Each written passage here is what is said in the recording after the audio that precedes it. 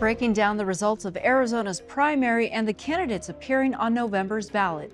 Right now, this is a referendum on the president and the president's people. Education and health leaders on ensuring the new school year gets off to a safe start. Really, the safest place for your child to be is at home. Plus, our personal freedoms during the pandemic, what solutions the Constitution may offer. If we then assemble in a society, we have to give in a little in order to have some order. Hello and welcome to Arizona 360. I'm Lorraine Rivera. Thanks for joining us. Arizonans cast their ballots in the primary this week, advancing a mix of newcomers and experienced politicians to November's general election. For analysis on the results in Pima County, we checked in with Tucson Weekly executive editor Jim Ninsel. Two big headlines were Laura Conover winning the county attorney's race, becoming the top prosecutor in the county, as well as Ramon Valadez getting knocked out of that Board of Supervisors seat that he's held for nearly 2 decades by Matt Hines, the emergency room physician who used to serve in the state legislature and has already made a few runs for Congress over the last decade. Let's go to Laura Conover first. Jonathan Mosier was endorsed by Barbara Lawal, the Arizona Daily Star. What did voters want that everyone else seemed to be missing in that race? Well, I'm not sure that endorsements carry the same kind of weight as they used to, but I would say that there was certainly a call for change around the country in recent months in terms of how we deal with criminal justice. And Jonathan Mosier had worked in Barbara Lawal's office and was generally seen as an heir apparent and not so much as a reformer, although that's something he tried to stake out on the campaign trail. Laura Conover, of course, coming from the defense attorney corner of the universe. She'd worked as a public defender in the past and was saying she was really going to bring change to the county attorney's office and the approach of what kinds of criminals to prosecute. And I think that message resonated really strongly among Democrats, clearly, because she got in the high 50s. What did Matt Hines do differently this time around? Because as you noted, he's run before, he's been a state lawmaker. And what does he need to do to seal the deal in November? Well, he does. It's a heavily Democratic district. I don't think there's any question that Matt will go on to win that general election unless something really dramatic happens. However, I'm not exactly sure what happened in that district. Matt had a lot of lingering name ID from his runs for Congress. But Ramon had been there for a long time. He was basically the heir to the Ekstrom machine that used to run that corner of Pima County back in the 1990s. So it may have had a lot to do with name ID overall at the end of the day when it comes, and it may just be that folks had some Valadez fatigue and didn't feel like he was doing the job for them anymore. All right. On the sheriff's side of things, Chris Nanos versus Mark Napier, we saw this back in 2016. We did. So this is a rematch. Chris Nanos was appointed to replace Sheriff Dubnik, who had been Pima County Sheriff, I think, since the late 1800s or something like that. We saw Nanos try to take control of that office just as a procurement scandal was erupting in terms of a refrigerator that was purchased for a cafe that was being run by the relative of one of the high-ranking sheriff's department officials. So you saw some issues coming up in terms of that and how some RICO money was spent. And Nanos really didn't handle that very well and gave some very bad press conferences along the way and just looked bad. And that was a real upset victory by Mark Napier, the Republican, who was able to win that seat, has been in it for 4 years and has handled it very differently than, say, Joe Arpaio did up in Phoenix, where he's a much more moderate politician. He seems to think that he needs to win the support of Democrats and Republicans. But again, I think this is going to be a very tough year for Republicans. So we'll see exactly how that rematch goes. All right, Jim Ninsel, there's a lot we didn't get to, which means we'll have to have you back over the next 3 months as we inch closer toward November. Thanks so much. Thank you. Polls so far show Democratic challengers ahead in closely watched races for the White House and the U.S. Senate, but the party is also targeting other seats down the ballot. As for whether Republicans are poised to prevent a blue wave from flipping Arizona, we got insight from KJZZ Radio's Steve Goldstein and the Yellow Sheet Report's Hank Stevenson. Joe Arpaio, so far as of Thursday morning, has managed to garner 136,000 votes. What does that tell you about conservative base in Maricopa County? Well, the interesting thing is that it was a three-way race between people who can be described as Arpaio, Arpaio Light, and not Arpaio. And Arpaio Light got slightly more votes. Arpaio is trailing by about 500 votes to his former chief deputy, who promised to bring back all of Arpaio's policies without the pizzazz that the former sheriff brought to the job. So his kind of brand of justice is still alive and well in Arizona, at least within the Maricopa County Republican Party. But no serious political observer expects either Arpaio or his former chief deputy, Jerry Sheridan, to win in November against the current sheriff, Paul Penzone. All right, Steve, I'm going to put you up against Hank for that one because you are serious. I mean, you have 136,000 people who have voted for this person that much of the media have indicated is done. Well, Lorraine, I'll frame it in a couple of ways. One is the kinder way, which is that we know how primary voters are. With Democrats, they tend to be more left, and Republicans tend to be more right. And there are a lot of people out there who voted for Sheriff Joe 5 or 6 times, many of them probably in the Sun City area in Maricopa County. Also, I don't know if you've seen these signs, Hank or Lorraine, I don't think you would have seen those in Southern Arizona, re-elect Joe Arpaio. So there may have been some people who haven't paid attention the last 3.5 years and thought, oh, maybe he is still sheriff. That's another thing. That's the not nice explanation for it. 84,000 people voted for Representative Schweikert, who you've indicated might be having some trouble given the investigation that the results came through last week. David Schweikert, the timing of this was interesting, Lorraine. Some sources told me they think he wanted it in his rearview mirror when the campaign actually started in full for the general election. What I'm talking about is he admitted to 11 ethics violations, was reprimanded by the U.S. House, also agreed to pay a $50,000 fine, things related to campaign finance errors, having his staff work on campaign work, which these are not kosher things you're supposed to be doing, and a Democrat who has lost to Debbie Lesko, Congresswoman Debbie Lesko in the past. She decided to switch districts because she thought David Schweikert was a wounded animal, which the Democratic Congressional Campaign Committee thinks as well. They've made that district one of their top targets.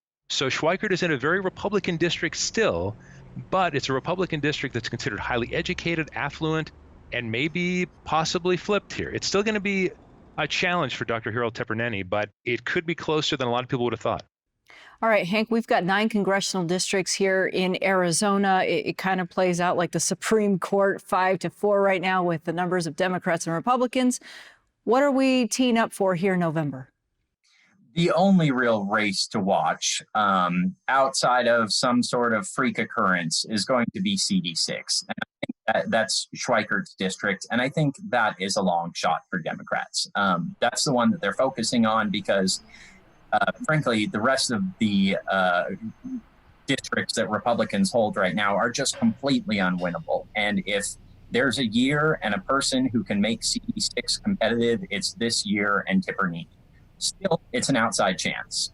All right, let's move on to the Senate. We have a phenomenal race ahead, no matter which side you're on. I mean, we have a retired colonel facing a retired captain. A lot of money in this race, and now the bid for 7 debates. Hank, how likely is that?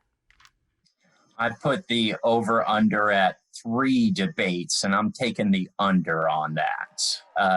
Kelly has benefited massively from just being able to avoid media appearances, facing tough questions from the press because of the coronavirus. It's very similar to dynamics of what's happening in the presidential race right now, where Joe Biden is conducting his campaign from his basement and is it's working for him. You know, right now, this is a referendum on the president and the president's people. And Martha McSally has, over the last couple of years, squarely put herself in that camp.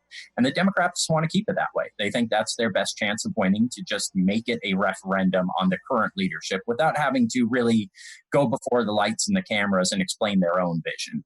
Steve, why would Martha McSally challenge Mark Kelly to 7 debates? Well, Lorraine, as someone who's had the honor of co-hosting debates with you in the past, I will say, because it's a heck of a lot of fun. But that being said, it's because when you're someone who's losing by as much as she's projected to be losing, and for an incumbent, even an appointed incumbent, to be down in every poll by at least 7 points, some as much as 12 points, the person who sees herself as behind usually wants more, because this person hasn't been chipped away at enough, and give me a chance to go at the challenger more. That's how I interpret it. All right, quickly, the Arizona legislative races that will be seen here in November could be interesting because it could flip control from the Republicans to the Democrats. Steve? If I were to make a prediction, which you didn't ask for, I actually think the Democrats down 31-29 are going to take the House, but the Republicans will still control the Senate. Maybe they'll lose a seat, but they'll still have at least a 16-14 advantage when we're all done. Yeah, I'll go with that one. I could see a scenario where we're surprised and the Democrats actually flip the Senate and maybe not the House, or both of them, or end up with an even split in either the House or the Senate, which would be just wild.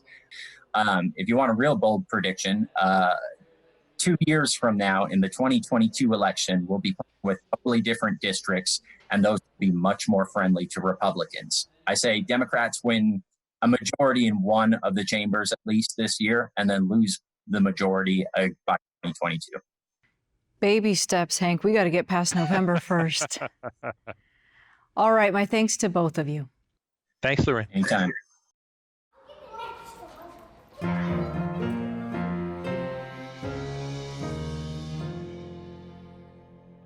The new school year is beginning just as it left off, entirely online. Beginning August 17th, districts can offer in-person options, but a statement from Arizona Schools Chief Kathy Hoffman suggests most families shouldn't expect to go back, saying in part that it's unlikely any school community can reopen by then. Hoffman joined us to discuss her concerns and recommendations. In the sense of, is it safe to have classrooms full of kids, or even half of the students come back for hybrid learning? That's what I'm saying, is we're not ready, that it's not safe for that type of instruction to take place. I do still support that in some that there can be targeted support services for, as like a safety net for kids that truly need services that cannot be provided virtually. And because our schools do offer some critical services for kids, or it could be also providing a place for essential workers kids to go. So it is very nuanced. But I just wanted to put out there that as we're getting ready to see what the metrics are, and as I examine all the available data, I just wanted to help set the stage and brace our schools and our families of what I was anticipating to come. If a district decides that within its community it is safe, and according to their local health department, they can move forward with in-person instruction, do you support that, or would you still discourage it? I would say as long as they are adhering to the metrics and working in conjunction with their county health department, then I would support that. Now, some districts have pulled back on offering adult supervision at a school setting for those families who need that. What becomes of those families who are working and need a place to send their child to receive safe supervision during the school day? I acknowledge that that is a tremendous challenge for families and for our school communities to be problem solving this. I hope that our schools can be partners in helping families find safe places, whether that is if there is a way to do that on campus. We have been in close communication with the Boys and Girls Club and the YMCA, and they are also considered to be community organizations that can help provide that type of supervision. There will be parents who are having to decide, do I go back to work or do I stay home with my child? Are you confident that those sorts of options will be available to them as early as August 17th? Well, it is a requirement for our schools to be offering on-site targeted services. However, again, this is meant to be a safety net for kids who truly need those services. So whether that's special education services or counseling services, my message to families would be that really the safest place for your child to be is at home. And we're really encouraging our families to be finding ways to make sure that we're not congregating groups of kids or teachers in any place. So that would be my concern. Over summer break, educators organized events to amplify their concerns about returning to campus too soon. But I had 34 kids in my class last year, and so it would be physically impossible to distance that many kids. And it's heartbreaking not to get to start this year with my new group of 5th graders, but I love them, and so that's why I want to keep them safe. I know teachers who have retired because of it. You know, they've got their 80 points on, and they would have stayed longer. They enjoy what they do, but they can't risk it. Out of the 3 classes, probably 90% of you put 82. This to me is one of the most devastating impacts of COVID-19 is I have heard from districts across the state that they have had teachers resign, they have had teachers retire. There's many reasons for that. Some of it is concern over their own health and well-being. Sometimes it's that they have kids that are going to be learning from home, and it's just best for their family if they're not trying to teach and supervise their own kids learning at home. Moving forward, if and when there's a vaccine available, will students have to be vaccinated against the coronavirus before entering an Arizona school? It's likely that we will be headed in that direction. I haven't been part of those types of conversations with the Department of Health Services at this time, but that's definitely something that I would support. I know pre-COVID, in terms of vaccinations, there are some exemptions allowed for vaccines, which had already concerned me because we already had data of the numbers of even just looking at kindergarten across the state, that the percentage of kids who had been vaccinated has been decreasing, and so we were already vulnerable, especially in our younger grades, for a measles outbreak, and now we're worried about COVID. But those other types of illnesses, like whooping cough and other illnesses that we can prevent with vaccines, are extremely important. And so I would actually encourage our families, to anyone that's listening, to make sure you're keeping up on those vaccines as we, even if kids are at home, because it's still critically important. Finally, Superintendent, there are families who are really struggling with the back and forth with the governor, yourself, what's happening at the local level. What is your message to them, given all the unknowns that continue to evolve here? My best advice is to try to approach things in an adaptable way, and with a mindset of patience, of understanding that, yes, we all wanted those answers yesterday or a week ago, and how helpful that could have been if we had that before. But I think it's also important to know we're doing our due diligence, and that things keep changing and evolving so quickly that there's going to continue to need to be a little bit flexible as we continue to make changes. Similar to Hoffman's sentiment, a memo from Pima County leaders says local trends do not support a return to traditional in-person learning by the 17th. It recommends schools wait until after Labor Day at the earliest. We asked Pima County Chief Medical Officer Francisco Garcia about how the health department is assessing the risk. We've had a very rough 3-4 weeks or so. Definitely the week of the 4th of July it was our high water mark in terms of the sheer number of cases. What I can also tell you, though, is that subsequent, we have been slowly going down since that time. I believe that in large measure, it is a result of the June 19th action of the board to require universal mask usage. I really think that has been the main driver for why we've been able to see the downside of this trend. If we are in the mend, the numbers are on the trend, headed downward, people are wearing masks. Why can't students return to schools? Well, that's a complicated thing, right? So when we're talking about especially young kids, we are still at a level where our positivity, that is the number of tests that are coming back positive, is in excess of approximately 9%. By the way, it was as high as 19% right before the 4th of July. You want that positivity rate to be less than 5% before you could say things in a community are relatively stable. Things in the community are safe enough to bring children and other people back out of some of the mitigation strategies. So even though I think we're headed in the right direction, I by no means would claim victory yet. And I still believe that we have a couple months to get to that positivity rate of less than 5%. But what should parents be looking out for as they start to make those decisions about school districts potentially reopening? So I think one of the most important things that parents need to do is to think about the fact that whereas before there was some wiggle room in terms of, oh, my kid has a cough, but I'm going to send him to school anyway. There is absolutely no wiggle room for sending a sick kid to school. Zero. Remember that schools are places where we have a lot of kids, including some children who are medically fragile. That's the other thing that drove our decision to take a stand on this issue.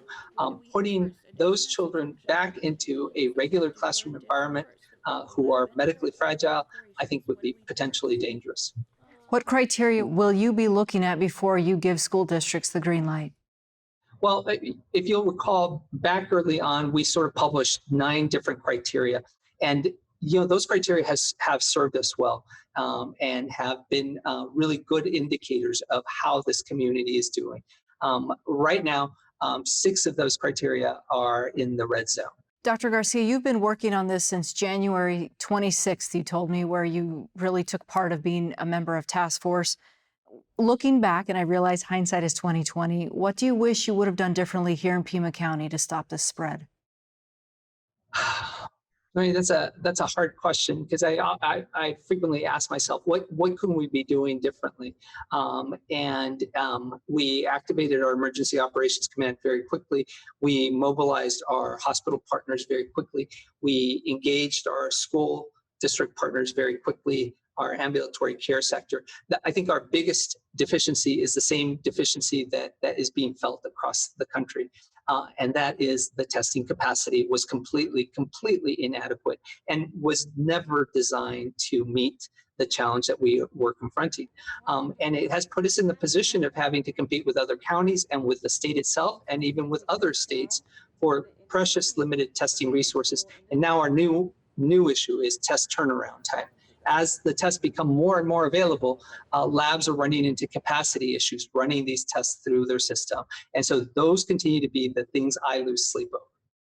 I think many people are looking for, when do we get some sense of normalcy back in our lives? And I think that's a challenge, right? Because all of us are exhausted. I'm exhausted. All of us are exhausted about being at home, being cooped up. All of us are starting to get a little frayed. And I guess the case that I would make is, if we don't stick to this a little bit longer, I don't see a positive end in sight. If we can make this stick, for another 4 to 8 weeks, I believe that we can be in the recovery territory. Okay, that sounds like good news to me. Thanks, Dr. Garcia. Thank you, Lorraine. Some of the steps taken to curb the spread of COVID-19 have resulted in pushback and debate over whether policies like mandatory face masks and testing infringe on our civil liberties. When it comes to striking the right balance, our Constitution may offer some solutions.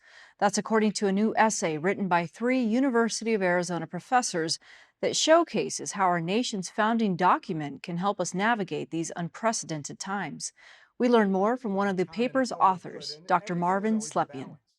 You're a virologist, you're a law student, and you studied with Dr. Fauci. So, that being said, where's the balance between civil liberties during a pandemic and a public health emergency? Well, the simple answer is the balance occurs when your breath, spit, or other viral particle emanating out of your mouth hits my face, then you are stepping into my own personal liberty. I think people have to understand, we wrote this essay collectively, Professor Massaro and Padot, to try to come up with some common ground of rational thought about how to behave in this. And I think that we all are seeking the same things. We all want to be able to go back to gathering together, to common practices, to our life. And we need a rational way to get there. And the Constitution is a guiding document.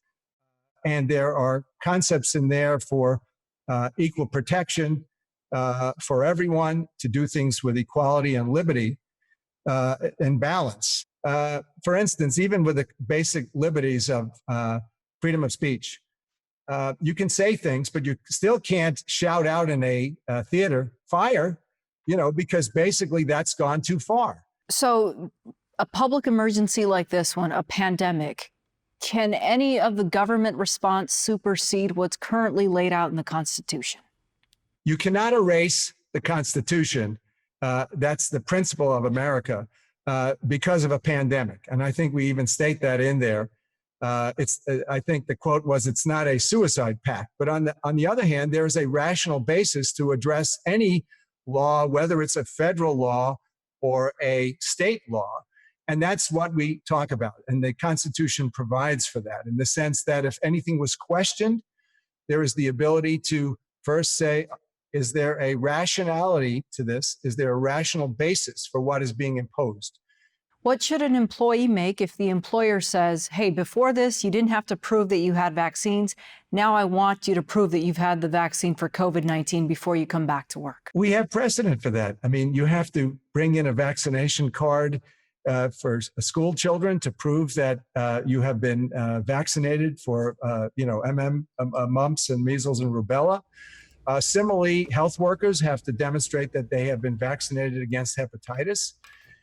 These are norms. And, the government, we can go back to a very basic principle. This is a tad bit of philosophy. I may be going out on a limb, but the Constitution early on was imbued with insights of the political and philosophical domains of the time.